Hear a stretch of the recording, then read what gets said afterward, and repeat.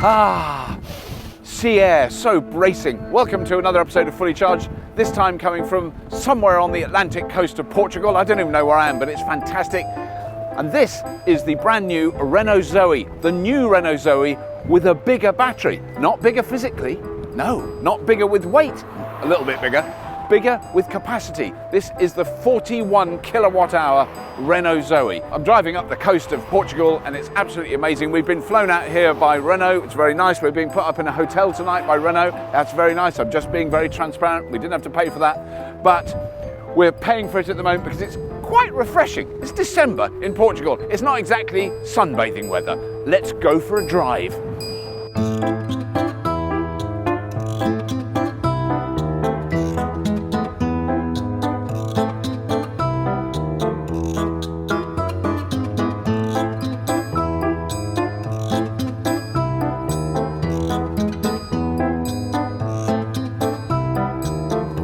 Well, I have been really looking forward to driving this car. So the original one was 22 kilowatt hour battery, which gave the car an NEDC range, which is absolutely the most absurd measurement anyone's ever come up with.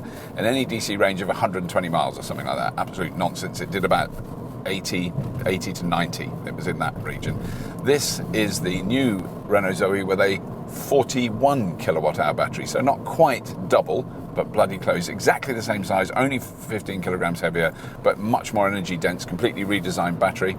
And that gives it an NEDC range of 400 kilometers or 240 miles or something like that. But in reality, as Renault themselves say, in reality, it's about 180 miles in the summer, and in very cold conditions, about 120 miles. So they've been much more honest and not claiming ridiculous amounts. Now, I have driven this car before. I came to the original launch, which I think was in France, which was only 3 years ago. So in 3 years, they've managed to double the capacity of the batteries, which I think is really interesting on many, many levels. And one of the things they did, and in fact, we peeled it off, one of the things they did was put a sticker over the battery indicator in the dashboard, and it just said, forget about the battery. You know, that isn't a problem. You're going to get to where you're going without even looking at it. And it's painfully obviously clear this car will go, you know, at least double the range of the original Renault Zoe. I overheard a Renault executive saying, yes, we can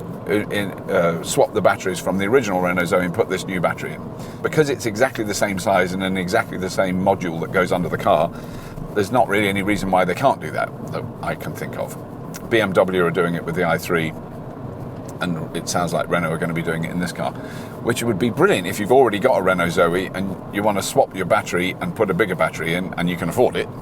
With this Renault Zoe, you can buy the car outright. You don't have to lease the batteries. You can lease the batteries and you can lease the whole car. So there's many options. So they've opened that up much more. And it is still a remarkably, in terms of electric cars, this is remarkably cheap. It's original Renault Zoe with the 22 kilowatt hour battery is now about £14,000. Hello? Plus a battery lease. I mean, it's been spruced up a bit and there's some different colours, but essentially it's exactly the same as the original Zoe, but it goes twice as far. And it doesn't cost twice as much. I think that's another important thing. There's a slight price increase, but this is the top of the range, flashest, everything, all the extra gizmos and Bluetooth and sat-nav and cool alloy wheels, that is 24,000. So it's not like it's got double the range and it costs 40,000 quid. Now they make their batteries with LG Chem, who are one of the, you know, there's like 4 massive battery manufacturers in the world, Panasonic, Samsung, LG Chem and Tesla. Those are the 4 big ones, and LG Chem work with Renault on these batteries. This is clearly going to happen with a lot of the new electric cars coming out. The Hyundai Ioniq, you know, someone's just driven that over 200 miles on one charge. You know, that's excessive, but I mean a realistic but absolutely plausible 150 plus miles on a charge in all weathers, in all conditions, with hills. You know, that's clearly going to happen. This one, I reckon, you know, if you went bananas, you'd get this up to 200 miles. I've done 30 kilometers so far and we've used 3 kilowatt hours. So 30 kilometres, 3 kilowatt hours. So that's about a kilowatt hour every 10 kilometres, isn't it? I can't think why that's quite simple to work out, even with my mathematical skills.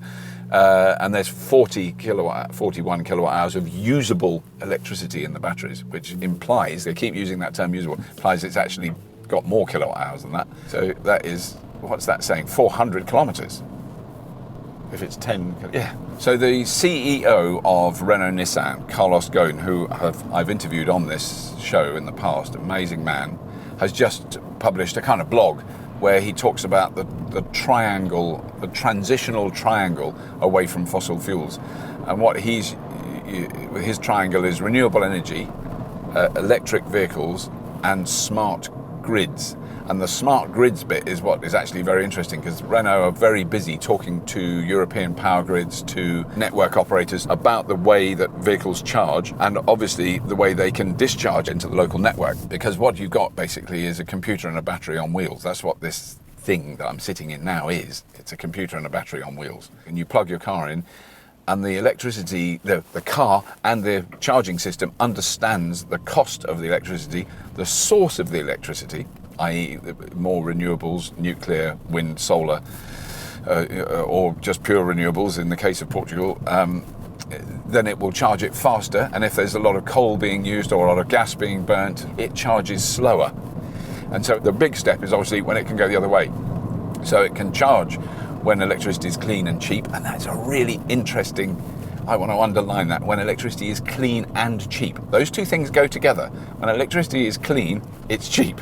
When electricity is dirty, i.e. we're burning fossil fuels, it's expensive. And I think that's going to become more and more understood. And I want you to, whenever you talk to someone in the pub or in the cafe or your relatives about renewables, always use those two terms together, because it's true. Clean and cheap, clean and cheap, clean and cheap. Just make that the thing, because that's what Donald Trump does. He just says something that's complete bollocks, but he says it enough time and everybody believes him. And I think we've got to do that on to counter that weight. But we've got to tell the truth, and the truth is that renewables are clean and cheap, and that's a really important thing. But so if you're charging your car with clean and cheap electricity, and when electricity gets expensive, when you're using fossil fuels, you use the car's batteries to back up the grid. And we're talking when there's millions of electric cars, which I'm so pleased that I can say now with confidence, there definitely will be. It's going to get dark soon, so I'm going to do some of this journey off camera, because you won't be able to see me. But I'm just sort of thought I'd do an update now. But I mean, because we started quite late. So the thing is, when I come and do a road test like this with a load of journalists, so there's a lot of other journalists, well, they're actual proper journalists, that do writing for newspapers and magazines. And so they just get in the cars and drive off. And so they left probably, I don't know, 3/4 of an hour before we did. And they're probably now relaxing by the pool with a huge pina colada. Whereas we barely started because we keep stopping to do filming and stuff. It's fun, Well, as you can see, it's now dark, and we're going to be very late. There's an event this evening that we'll just make it in time. We won't have any rest time, but what's great is 69 kilometres to go till we get to the hotel, and we've got 200 kilometres of range. So I think we'll just about do it.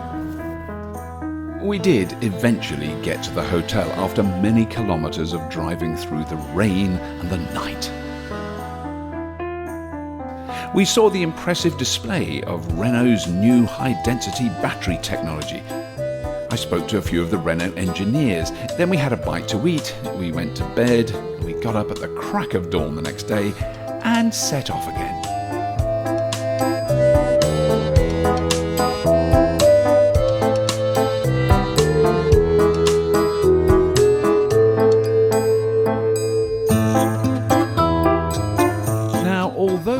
Didn't actually need charging, I wanted to see just how easy it was to charge.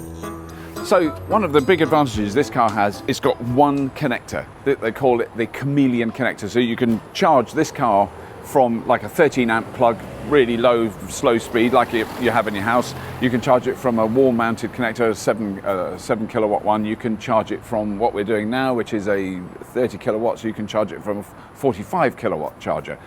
One of the great things is there's this software on the sat-nav which is called the ZE Trip. And the ZE Trip will tell you where the nearest charger is to you. It'll take you there using the sat-nav, but it'll also tell you whether it's available or not and whether it's working or not. And I think that's quite a big step up. There's also a phone app which isn't released yet, which is very frustrating. It's released early in 2017, where it's called the ZE Pass.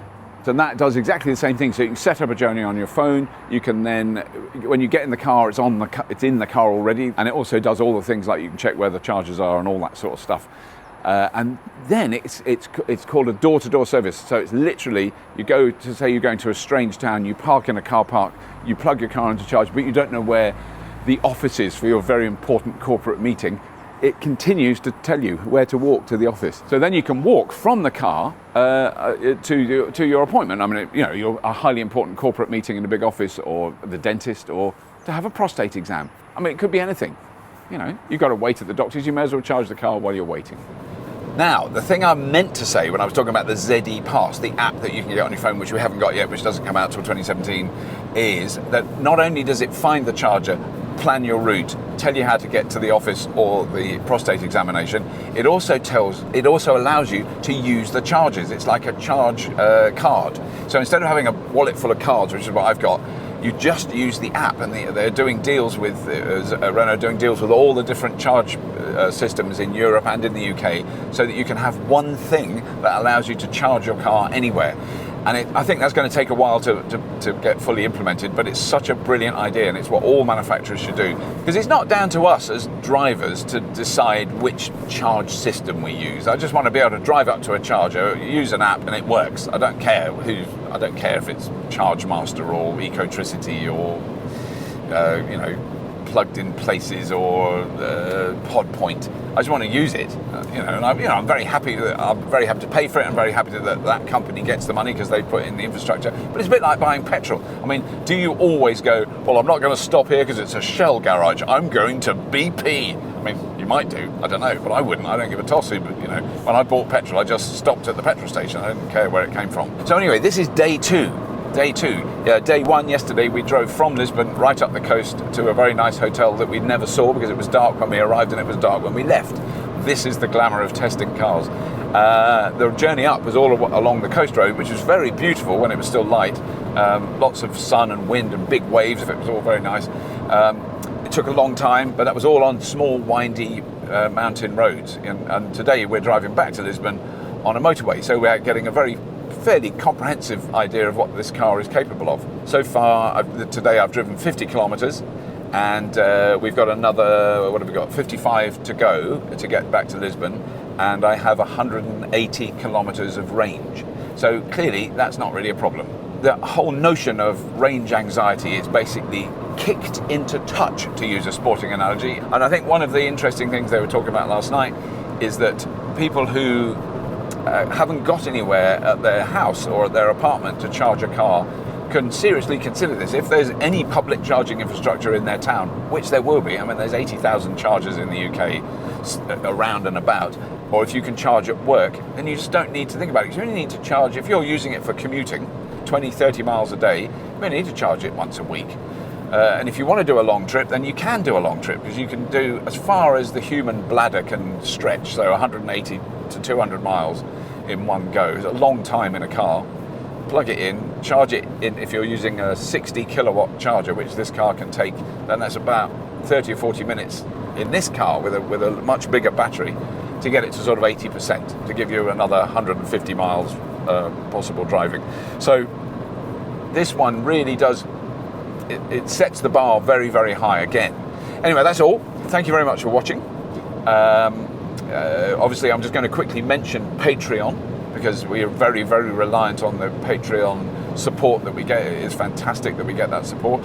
Obviously, subscribe to Fully Charged. The subscription numbers went up last year by such a staggering amount, and it really does help. It makes it really worth doing. Tell your mates to watch Fully Charged. And that's it. So, as always, if you have been, thank you for watching.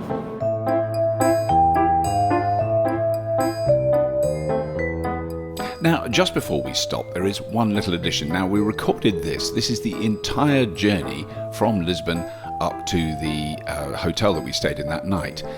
We've speeded it up quite a lot so you can see what's going on. But if you just quickly, casually look at the kilometres of range that are available in the battery on the bottom left of the picture, you can see that it doesn't always go down, it also goes up. So that's depending when we're going up and down hills. This is where we stopped, we carried on. After this, we carried on driving. Over on the bottom right-hand side, you can see how many kilometres we're doing, how much range we've got left. The speed is obviously varying crazily because we're going on all sorts of different roads. You can see how extremely well I drive. You can see Ink Sharkman's head as he's shooting stuff from the passenger seat. That was when we got lost. So yeah, it was quite interesting really. So we thought it was worth sticking this on at the end. And you can really see that this car has an enormous amount of range. That's where we stopped to let Ink Sharkman have a wee. I was all right, I didn't have to stop. Yeah, so it goes on until we actually get to the hotel, which is not long after this, but I can't be bothered to talk anymore. Anyway, there we go. You've done good. Well, we've done something. Hello, sir. Hello. Hello. You are the last. You!